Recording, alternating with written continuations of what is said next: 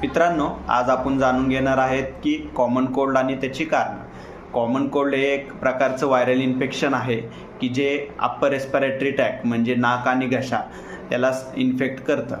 तर त्याची आपण कारणे बघूयात. सगळ्यात पहिलं कारण आहे म्हणजे व्हायरल इन्फेक्शन. आपल्या आजूबाजूला जे व्हायरसेस असतात त्याच्यामुळं सगळ्यात जास्त होणारा आजार म्हणजे आपला सर्दी असते. त्यातला सगळ्यात जास्त व्हायरस म्हणजे बघून येतो आपलं रायनो व्हायरस. यामुळं आपल्याला जास्त सर्दी बघायला भेटू शकते. त्यानंतर दुसरं आहे म्हणजे क्लायमेट चेंज.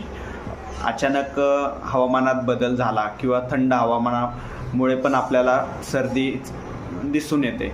त्यानंतर तिसरं आहे म्हणजे संक्रमण.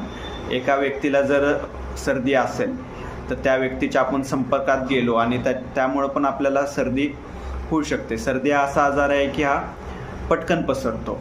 व्हिडिओ आवडला असेल तर लाईक करा. धन्यवाद.